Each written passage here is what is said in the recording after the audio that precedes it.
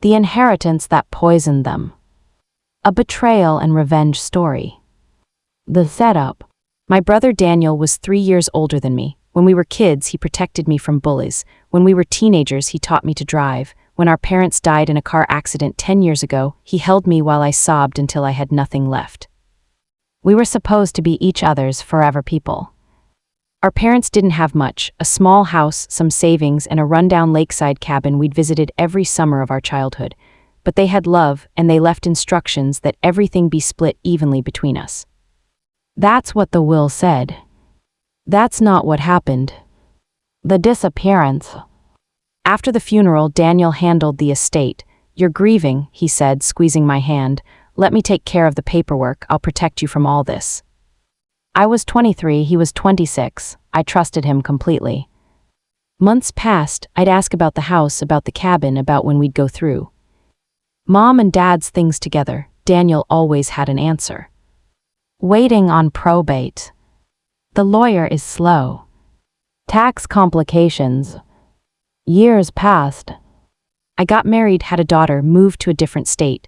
Life got busy and the questions got quieter. Daniel still called on birthdays and holidays. He sent gifts for my daughter. He seemed like the same brother I'd always loved. Then my marriage fell apart. The crash. When my ex-husband walked out, I was devastated, not because I still loved him, I'd stopped loving him years before, but because he took something with him that I didn't know how to get back. My confidence. My sense of self. My belief that I deserved good things. I spent 6 months barely functioning. I'd drop my daughter at school, come home, and sit on the couch until it was time to pick her up again. The world went gray. Food had no taste. Music had no sound. My daughter would climb into my lap and say, "Mommy, you're sad again." And I'd smile and say, "Mommy's just tired, baby." But we both knew the truth. It was my therapist, yes, I finally went to one, who suggested I needed anchors. Things from my past that reminded me who I was before the marriage, before the sadness, before I got small. "Go to that cabin you talk about," she said, "the one from your childhood, reconnect with something pure." So I called my brother. "Daniel, I need this. I need Mom and Dad's cabin, just for a week. I'll pay for everything, I just need to." He cut me off. "Claire, I need to tell you something. The truth. The cabin wasn't ours anymore. Neither was the house. Neither was the money." Daniel had sold everything within 6 months of our parents' death. He'd forged my signature on the paperwork, just a few documents lost in the shuffle, he explained. The money, almost $200,000, had gone into his account and then disappeared. "I was going to tell you," he said, his voice smooth as glass, "but you were so fragile after the accident, then you got married and I didn't want to ruin your happiness. Then you had the baby, there was never a good time. I couldn't breathe. You stole from me. I protected you, the money's gone, Claire, it's been 10 years, you need to let this go for your own peace." Let it go. He'd taken my inheritance, he'd taken my childhood memories, the cabin was sold to strangers who'd probably bulldozed it by now, he'd taken my parents' last gift to me. And he wanted me to let it go. The gray rock decision. I hung up, then I called my therapist. "I'm going to destroy him," I said. "No," she said calmly, "you're going to save yourself, there's a difference." She told me about the gray rock method, not for court, not yet, but for the phone calls I knew would come. Daniel would call to check on me, to make sure I was handling the news okay, to explain his side. Translation, he wanted to manage me, control the narrative, make sure I didn't cause trouble. "He's going to poke and prod looking for your pain," my therapist said. "Don't give him any, be the grayest rock you've ever been." The first call came that night. "Daniel, Claire, I've been sick with worry. Are you okay?" "Me, I'm fine." "Daniel, you sound off. Are you crying?" "Me, no." "Daniel, look, I know you're upset about the money, but you have to understand my position." "Me, I understand." "Daniel, so you're not mad?" "Me, I'm not anything." Silence. "Daniel, Claire, this isn't like you. Talk to me." "Me, I don't have anything else to say. Good night." Click. The starvation. For 3 months, I gray-rocked my own brother. He called, I answered with monotone answers. He texted, I replied with one-word responses. He showed up at my door unexpectedly. I stared at him with blank eyes and said, "Now isn't a good time," and closed the door. The depression was still there, heavy, suffocating, always watching, but something strange happened when I grey-rocked Daniel for those few minutes. I felt present, in control, like I was the one holding the leash instead of wearing it. He escalated just like my therapist predicted. He sent angry emails, "You're being unreasonable." He recruited relatives to call me, "Daniel is so worried about you." He even sent a letter, a physical letter, demanding I forgive him so we could heal. I responded to none of it. But I did do one thing. I started digging. The discovery. Daniel wasn't smart, he was just lucky no one had ever checked. I found the old estate documents at the county courthouse. The forged signatures were obvious to me, my name written in his handwriting, not mine. The sales records showed the cabin sold for far less than it was worth. The buyer, a shell company I traced back to, Daniel's best friend. He'd sold it to himself, then resold it 2 years later for triple the price. The house went the same way, the money went the same way. $200,000 had become $400,000 had become a lot more. I found his social media. The posts told the story he thought he was hiding.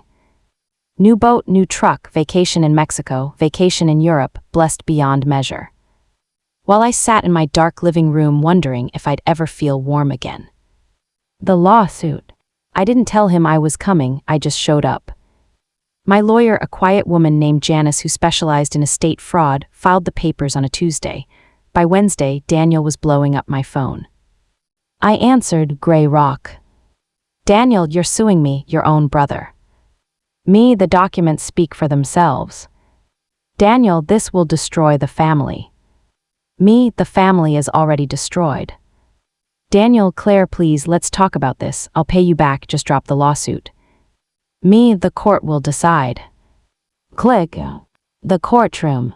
This time I wasn't the defendant, I was the plaintiff, and Daniel wasn't calm and collected, he was desperate. His lawyer tried everything, claimed I'd given verbal permission, claimed the statute of limitations had passed, claimed I was mentally unstable and being manipulated by my attorney. That last one made me almost smile. Janice stood up and addressed the judge. "Your Honor, the defense has raised concerns about my client's mental state. We'd like to submit evidence." She handed over 3 things. 1, my therapist's letter confirming I was treatment for depression caused by my divorce, not delusion or incompetence. 2, a timeline showing Daniel's fraud happened 10 years ago, but I only discovered it 3 months ago when I accessed public records. 3, the most damning piece, Daniel's own text messages. The ones where he said, "I was going to tell you but there was never a good time." The ones where he said, "Let this go for your own peace." The ones where he said, "You're being unreasonable," after I asked about my own money. The judge read them in silence. Then she looked at Daniel. The meltdown. "Judge Morrison. Mr. Blackwell, you sold property belonging to your sister, forged her signature, and used the proceeds for personal gain. Is that accurate?" "Daniel, Your Honor, it's more complicated than that. She was grieving, I was trying to protect her." "Judge Morrison, protect her by stealing from her." "Daniel, I didn't steal, I managed the estate, I did all the work. She got the benefit of not having to deal with it." "Judge Morrison, what benefit? She received nothing." "Daniel, she received peace of mind. I handled everything, she didn't have to lift a finger." "Judge Morrison, Mr. Blackwell, are you seriously arguing that depriving your sister of her inheritance was a favor to her?" "Daniel, I'm saying she should be grateful." The courtroom went silent. Daniel realized what he'd said. His face went pale, then red. "Daniel, I didn't mean that, came out wrong, I just meant." "Judge Morrison, I understand exactly what you meant." She turned to me. "Judge Morrison. Ms. Blackwell, how do you feel about your brother's actions?"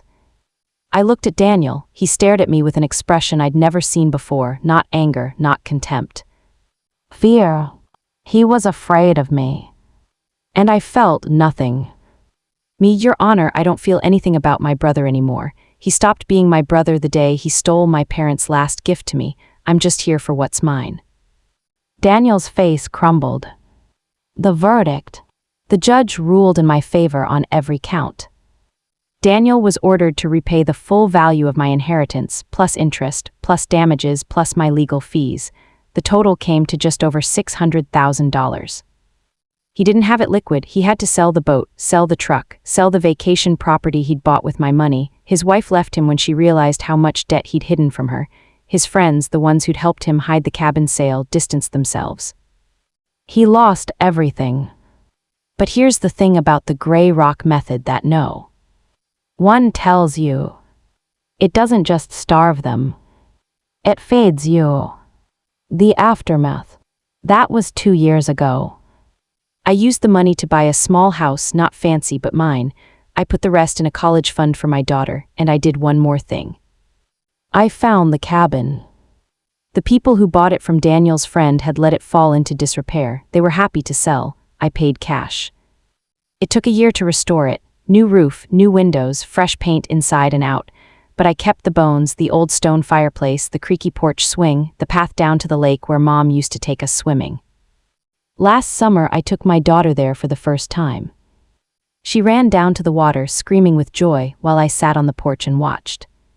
"Mommy, come in. In a minute, baby." I sat there for a long time, not sad, not empty, just present. The gray rock had become something else. A foundation. The lesson. Daniel calls sometimes from a blocked number. He leaves voicemails.